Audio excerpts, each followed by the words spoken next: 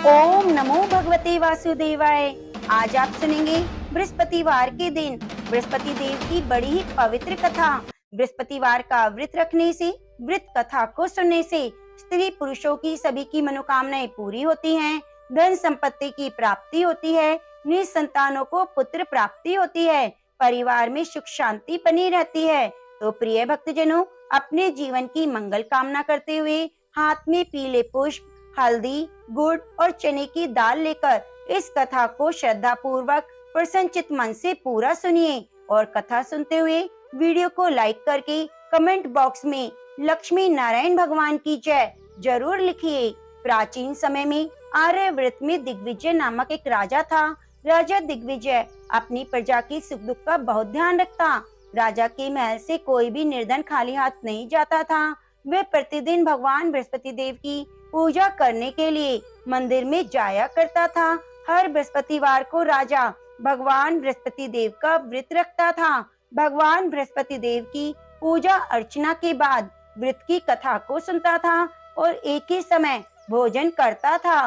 लेकिन उसकी रानी राजा के पूजा पाठ व्रत को बिल्कुल भी पसंद नहीं करती थी। राजा ने उसे कई बार समझाया, लेकिन रानी के व्यवहार में कोई बदलाव नहीं आया। रानी कभी भी निर्धन को अन्न, वस्त्र आदि दान नहीं देती। इतना ही नहीं, वे राजा को भी व्रत रखने, निर्धन को धन, वस्त्र आदि दान देने के लिए मना करती थी। एक बार जंगल के कुछ हिंसक जानवरों ने राजा दिग्विजय की नगर में घुसकर लोगों को मारना शुरू कर दिया। प्रजा ने जब राजा दिग्विजय से जंगली जानवरों के उत्पात की बात कही तो वह स्वयं उनके शिकार के लिए गया। राजा दिग्विजय शिकार पर गया हुआ था।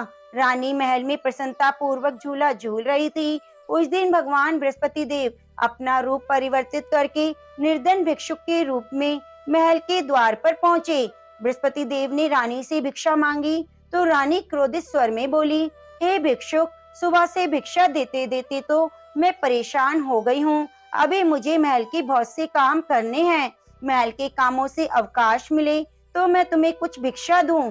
भगवान बृहस्पति देव ने कहा, हे देवी, भिक्षा देने में भला कितना समय लगता है?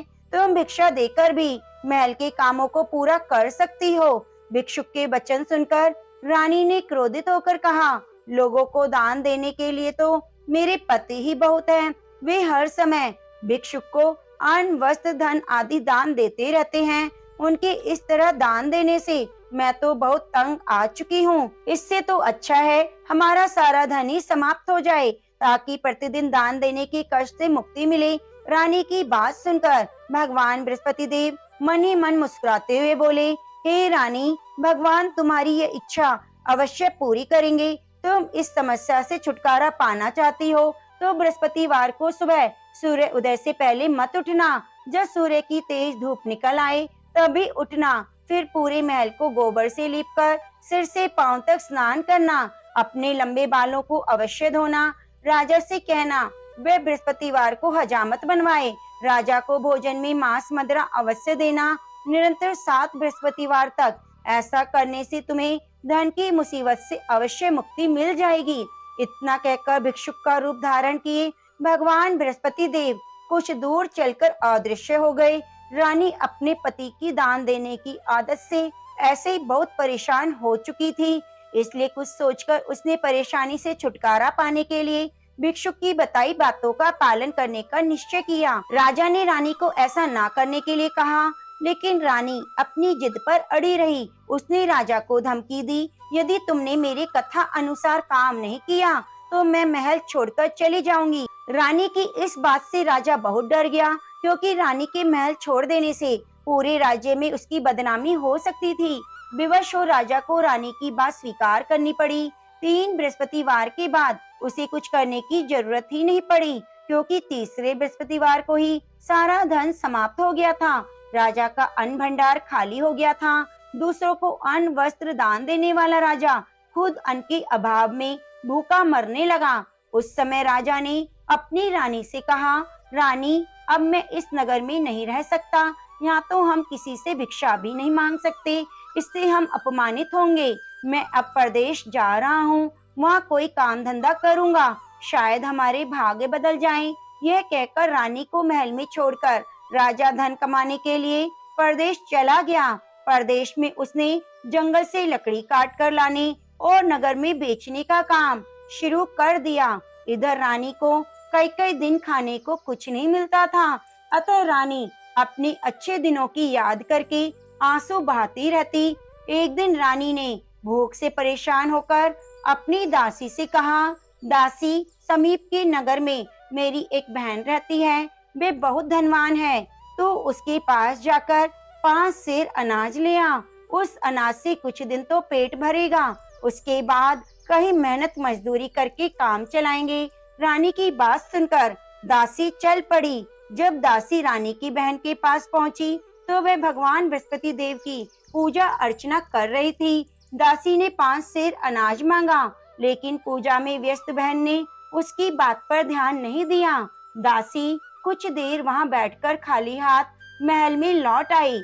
उसने रानी से आकर कहा, हे रानी, तुम्हारी बहन तो बहुत अभिमानी है। अधिक धन होने के कारण वह किसी की सुनती भी नहीं। मेरी बात का भी उसने कोई उत्तर नहीं दिया, बस पूजा पाठ करती रही। आखिर मुझे खाली हाथ ही लौटना पड़ा। रानी ने उदास मन से कहा, दासी, जब बुरे दिन आते हैं तो कोई सहायता नहीं करता, अपने भी मुंह मोड़ लेते हैं। ये सब हमारे भाग्य का दोष है। उधर पूजा पाठ के बाद रानी की बहन ने जब दासी की ओर देखा तो वह वहां से जा चुकी थी। बहन ने सोचा, अवश्य मेरी बहन पर कोई विपत्ति आ पड़ी है, तभी तो उसने दासी को भेजकर 5 सेर अनाज मंगवाया है। यह सोचकर वह एक घोड़ा गाड़ी पर सवार हो रानी से मिलने चल पड़ी। रानी के महल में पहुंचकर उसने कहा, बहन, मुझे क्षमा करना। जब तुम्हारी दासी आई थी उस समय मैं बृहस्पति देव की पूजा कर रही थी, इसलिए पूरी व्रत कथा सुने बिना मैं उठ नहीं सकती थी।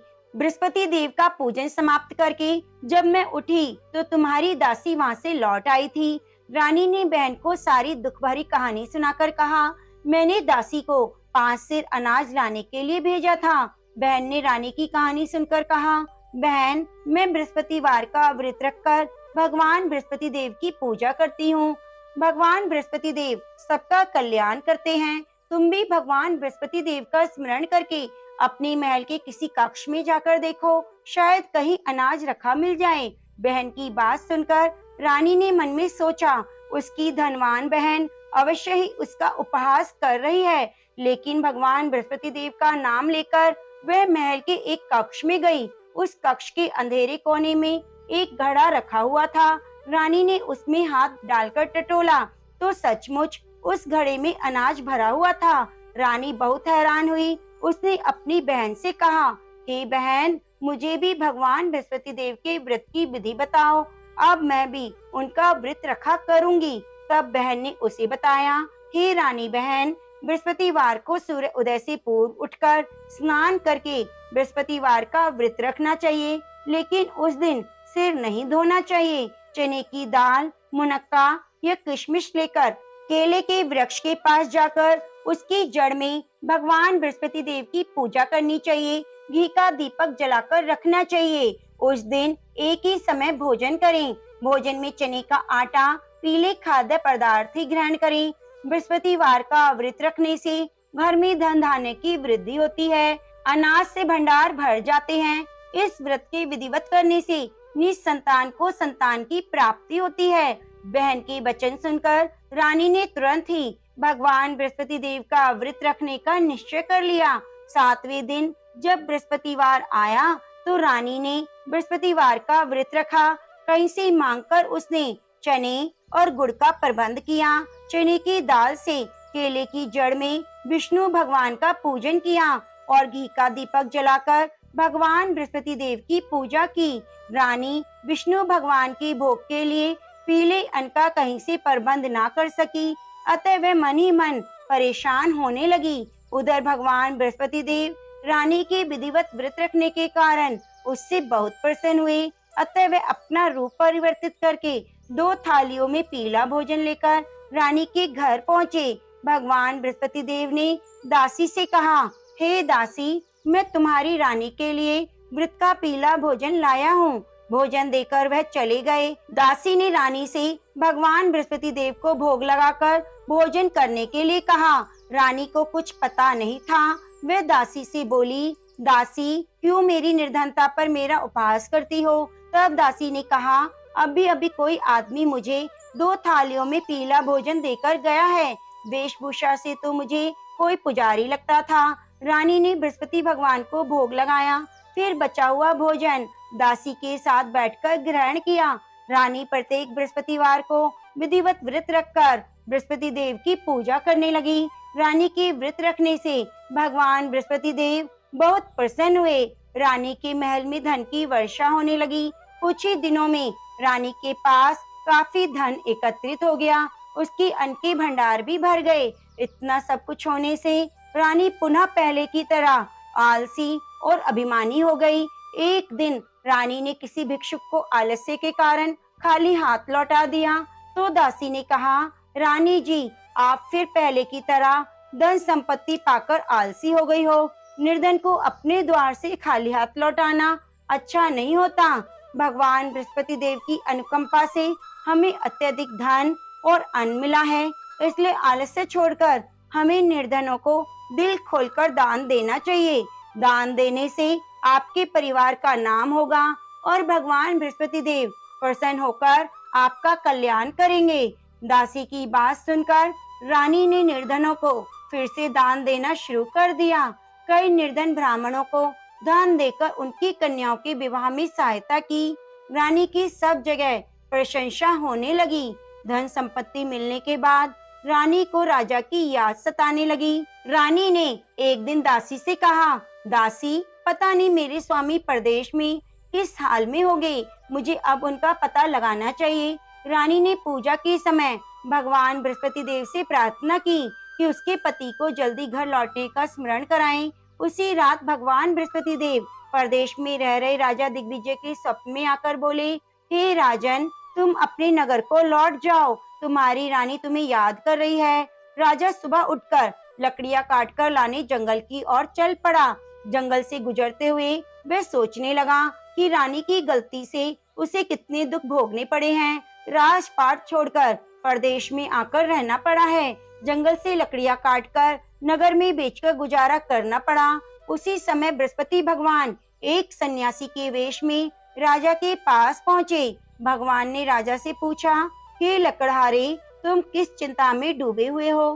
राजा ने दुखी मन से अपनी सारी बात उस सन्यासी को बताई। उसकी कथा अनुसार सन्यासी ने कहा, हे लकड़हारे, तुम्हारी पत्नी ने भिक्षुक को धन नहीं देने के कारण आलस्य किया था। इससे भगवान बृहस्पति देव क्रोधित हो गए थे। उनके क्रोधित होने से तुम्हारी ऐसी हालत हुई है। लेकिन अब चिंता करने की कोई बात नहीं। तुम घर लौटकर विधिवत भगवान बृहस्पति देव का व्रत रखना आरंभ कर दो। बृहस्पति देव का व्रत रखकर चने की दाल और गुड़ को जल से भरे बर्तन में डालकर केले के वृक्ष की पूजा करो।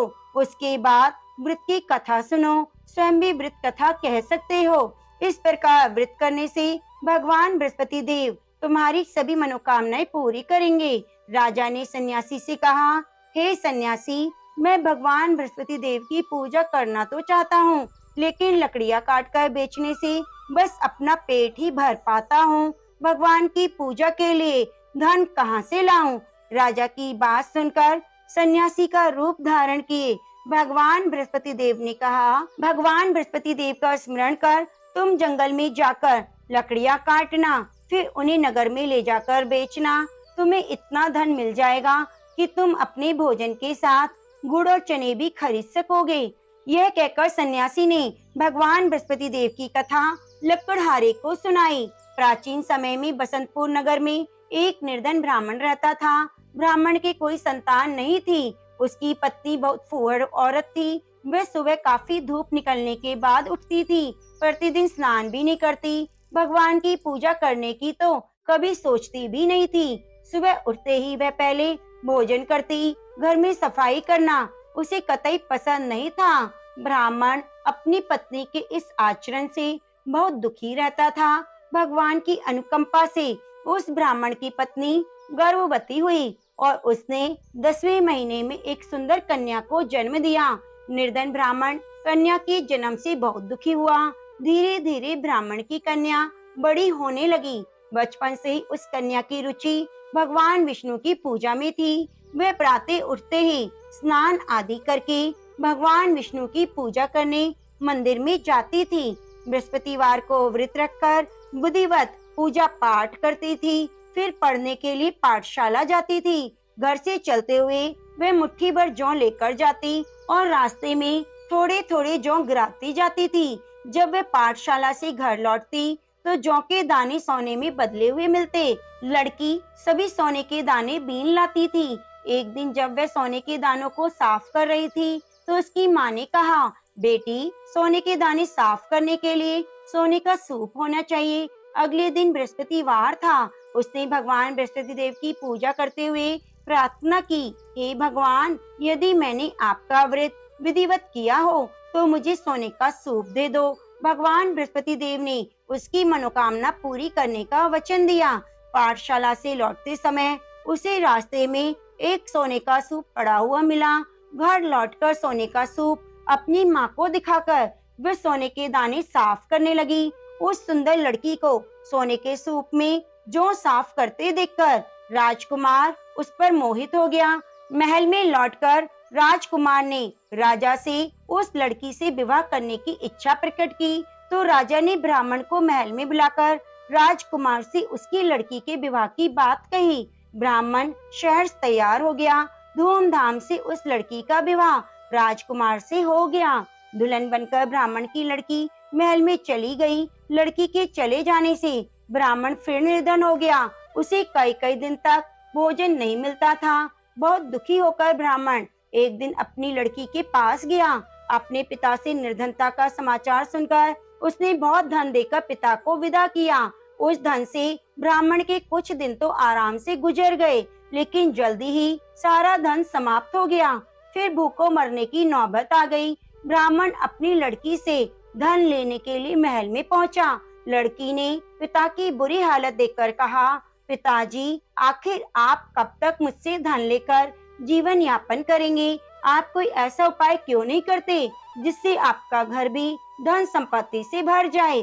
ब्राह्मण ने कहा, मैंने तेरी माँ को बहुत समझाया पर उसकी समझ में नहीं आता। उसका फूहड़पन नष्ट हो तो घर की निर्धनता भी दूर हो जाए। तब कुछ सोचकर लड़की ने अपने पिता से कहा, पिताजी, आप कुछ दिनों के लिए माँ को मेरे पास छोड़ जाओ। ब्राह्मण अपनी पत्नी को लड़की के पास महल में छोड़ आया। लड़की ने अपनी माँ से कहा, माँ, तुम प्रातःकाल उठकर स्नान आदि करके भगवान विष्णु की पूजा करना। पूजा करने से तुम्हारी निर्धनता दूर हो जाएगी। लेकिन माँ ने उसकी कोई बात नहीं मानी। तब क्रोधित होकर लड़की ने अपनी माँ को एक कमरे में बंद कर दिया। सूर्य उदय के समय माँ को उठाया, जबरदस्ती स्नान कराया, फिर मंदिर ले जाकर भगवान बृहस्पति देव की पूजा कराई। कुछ दिनों तक ऐसा करने से उस लड़की की माँ की बुद्धि में परिवर्तन हुआ। वह स्वयं बृहस्पतिवार का व्रत रखने लगी। उसके व्रत रखने से ब्राह्मण के घर में भगवान विष्णु की अनुकंपा से धन की वर्षा होने लगी। दोनों पति पत्नी धन धान्य पाकर आनंद पूर्वक जीवन यापन करते हुए विष्णु धाम को चले गए। लकड़हारा बने राजा ने सन्यासी से भगवान बृहस्पति देव की यह कथा सुनकर बृहस्पतिवार का व्रत रखकर भगवान विष्णु की पूजा की। उस दिन से उसके सभी कलेश दूर हो गए। लेकिन अगले बृहस्पतिवार को काम काज की अधिकता के कारण उसने भगवान बृहस्पति देव का व्रत नहीं रखा। भगवान बृहस्पति देव इससे उस लकड़हारे बने राजा दिग्विजय पर बहुत क्रोधित हुए। उन्हें भूल की सजा दी। उस दिन नगर के राजा ने नगर में घोषणा करके सबको सूचित किया कि प्रत्येक नागरिक मेरे महल में भोजन करने आए। जो नहीं आएगा उसे भारी दंड दिया जाएगा। लकड़हारा बने राजा ने उस नगर के राजा की घोषणा तो सुनी, लेकिन जंगल से लकड़ी काट कर लाने और बेचने में देर हो जाने के कारण वह समय पर महल में भोजन करने नहीं जा सका। अतः राजा के सैनिक लकड़हारे को पकड़कर महल में ले गए। राजा ने उसे महल के एक कक्ष में बिठाकर भोजन कराया। उस कक्ष में एक खूंटी पर रानी का सोने का हार लटका हुआ था। लकड़हारा अकेला उस कक्ष में भोजन कर रहा था। तभी उसने एक आश्चर्यजनक घटना घटते देखी। देखते ही देखते खूंटी हार को निगल गई। थोड़ी देर के बाद नगर के राजा ने हार को गायब देखा तो लकड़हारे को कारावास में डलवा दिया। लकड़हारा मन ही मन अपने भाग्य को कोसने लगा। तभी उसे जंगल में मिले सन्यासी को स्मरण हो आया। थोड़ी देर में भगवान बृहस्पति देव सन्यासी के रूप में उसके सामने प्रकट हुए और कहा, हे लकड़हारे, तूने भगवान बृहस्पति देव की पूजा नहीं की, इसी कारण तुम्हें कष्ट हुआ है।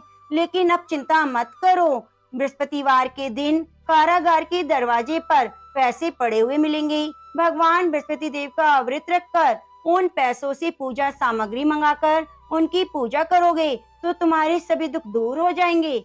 बृहस्पतिवार के दिन दरवाजे पर पड़े मिले पैसों से चने और गुड़ मंगाकर लकड़हारे ने बृहस्पतिवार की कथा सुनाई तो भगवान बृहस्पति देव ने प्रसन्न होकर उस नगर के राजा को स्वप्न में लकड़हारे को कारागार से मुक्त करने को कहा। सुबह राजा ने अपने कक्ष में जाकर देखा तो खूंटी पर रानी का हार मिल गया। राजा ने लकड़हारे को मुक्त कर दिया और बहुत सा धन और आभूषण देकर विदा किया। लकड़हारा बना राजा उस नगर से चलकर अपने नगर में पहुंचा तो नगर में कुएं, धर्मशालाएं, बाग बगीचे देखकर बहुत खुश हुआ।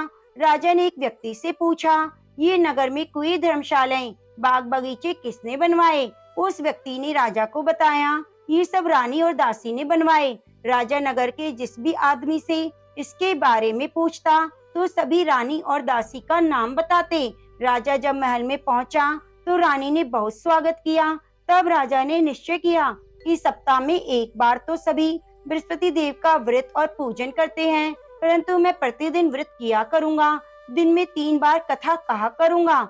अब राजा हर समय दुशाले में चने की दाल बंधे रहता और दिन में 3 बार बृहस्पति देव की कथा कहता।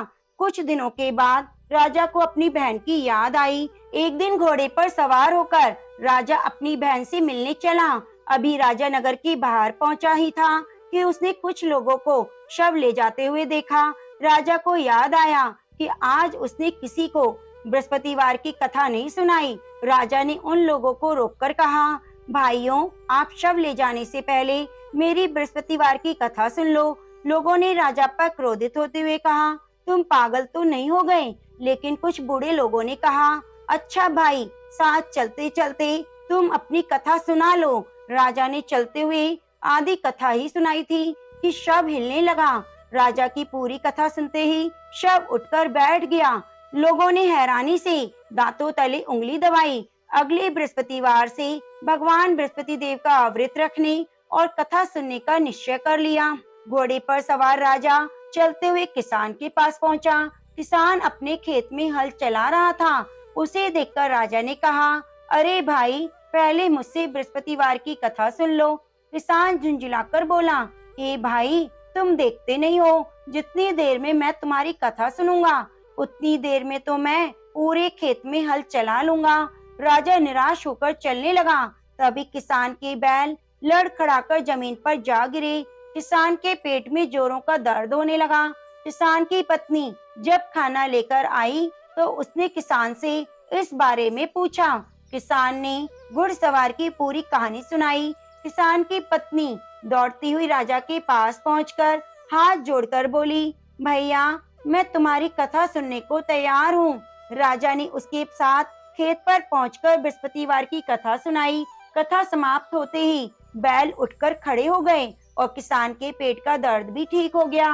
राजा बहन के घर पहुंचा। उसकी बहुत आवा भगत हुई। अगले दिन सुबह उठकर राजा ने देखा घर के सभी लोग भोजन कर रहे हैं। किसी भूखे को बृहस्पतिवार की कथा सुनाए बिना राजा भोजन नहीं करता था। उसने बहन से कहा, बहन, क्या घर में कोई ऐसा व्यक्ति है जिसने अभी तक भोजन ना किया हो? उसकी बहन बोली, भैया, हमारे घर में तो क्या, आपको पूरे नगर में कोई ऐसा व्यक्ति नहीं मिलेगा जिसने सुबह सुबह भोजन ना किया हो। तब राजा ने बहन के घर से निकलकर उस नगर में बिना भोजन किए व्यक्ति की तलाश की। एक गडरिये के घर में उसका बेटा बीमार होने के कारण भूखा रह गया था। राजा ने उस बेटे को जाकर बृहस्पतिवार की कथा सुनाई। कथा सुनते ही गडरिये का बीमार बेटा ठीक हो गया। सबने राजा की बहुत प्रशंसा की। एक दिन राजा ने अपनी बहन से कहा, बहन, अब हम अपने घर को जाना चाहते हैं, तुम भी मेरे साथ चलो। कुछ दिन वहाँ रहकर लौट आना। राजा की बहन ने अपनी सास से पूछा तो सास ने ताने देते हुए कहा, बहू मायके जाना, अकेली जाना, मेरे पोतों को लेकर नहीं जाना। तुम्हारे भाई के कोई संतान नहीं है, कहीं तुम्हारी भाभी मेरे पोतों पर कोई जादू टोना ना कर दे। दूसरे कक्ष में बहन की सास की बात सुनकर राजा बहुत दुखी हुआ और अकेला ही अपने नगर को लौट पड़ा। जब वह अपने नगर पहुंचा तो रानी ने राजा से कहा, आप तो अपनी बहन को लाने गए थे, फिर बहन को क्यों नहीं लाए? राजा ने दुखी होते हुए कहा, रानी हम निसंतान हैं, इसलिए हमारे घर कोई आना पसंद नहीं करता। रानी ने राजा को समझाया, हे प्राणनाथ, हमें बृहस्पति देव ने सब कुछ दिया है, अब भगवान बृहस्पति देव हमें संतान भी अवश्य देंगे। बृहस्पतिवार को विधिवत व्रत रखते हुए राजा रानी ने भगवान बृहस्पति देव से संतान के लिए प्रार्थना की। कुछ दिनों के बाद उन्होंने स्वप्न में दर्शन देते हुए कहा, हे राजन, तेरी मनोकामना पूरी होगी। एक सप्ताह बाद रानी गर्भवती हुई। 10वें महीने के आरंभ में रानी ने एक सुंदर पुत्र को जन्म दिया। राजा रानी जीवन पर्यंत बृहस्पतिवार का व्रत रखते रहे। उनके घर में धन की वर्षा होती रही। आनंद पूर्वक जीवन यापन करते हुए राजा रानी भगवान बृहस्पति देव की अनुकंपा से मोक्ष को प्राप्त कर सीधे बैकुंठ धाम में पहुंच गए। बृहस्पतिवार को विधिवत व्रत रखकर जो स्त्री पुरुष भगवान विष्णु की पूजा करता है, उसकी सभी मनोकामनाएं पूरी होती हैं। तो प्रेम से बोलिए, बृहस्पति देव की जय, लक्ष्मी नारायण भगवान की जय। शांतिकारं भुजंग शयनम पद्मनाभं सुरेशम विश्वधारं गगन सदृशम मेघवर्णं शुभांगम लक्ष्मीकांतं कमलनयनं यो विध्याने गम्यं वंदे विष्णुं भव्यहरणं सर्वलोकैकनाथं। प्रिय भक्तजनों, अब आइए सुनते हैं बृहस्पति देव की आरती। ओम जय बृहस्पति देवा, स्वामी जय बृहस्पति देवा, छिने छिने भोग लगाऊं कदली फल मेवा। ओम जय बृहस्पति देवा, तुम पूर्ण परमात्मा, तुम अंतर्यामी, स्वामी तुम अंतर्यामी, जगत पिता जगदीश्वर तुम सबके स्वामी। ओम जय बृहस्पति देवा, चरणामृत निज निर्मल, सभी पातक हरता, स्वामी सभी पातक हरता, सकल मनोरथ दायक कृपा करो भरता। ओम जय बृहस्पति देवा, तन मन धन अर्पण का, जो जन शरण पड़े प्रभु, जो जन शरण पड़े प्रभु, प्रकट तभी होकर आकर द्वार खड़े। ओम जय बृहस्पति देवा, दीन दयाल दयानिधि भक्त हितकारी, पाप दोष सभी हरता भव बंधन हारी। ओम जय बृहस्पति देवा, सकल मनोरथ दायक सभी संशय हारी, विषय विकारी मिटाओ संतन सुखकारी। ओम जय बृहस्पति देवा, जो कोई आरती तेरी प्रेम सहित गावे, जेठानंदी आनंद कर सो निश्चय फल पावे। ओम जय बृहस्पति देवा, ओम जय बृहस्पति देवा, ओम जय बृहस्पति देवा। प्रेम से बोलिए, लक्ष्मी नारायण भगवान की जय। प्रिय भक्तजनों, यदि आपको हमारे द्वारा सुनाई गई कथा थोड़ी सी भी अच्छी लगी है तो कृपया वीडियो को ज्यादा से ज्यादा शेयर कीजिए, लाइक कीजिए और कमेंट करना बिल्कुल भी ना भूलिए। मिलते हैं अगली कथा कहानी के साथ। बगल में बनी घंटी को भी दबा लीजिए, जिससे आने वाली प्रत्येक कथा की नोटिफिकेशन आपको सबसे पहले मिल सके।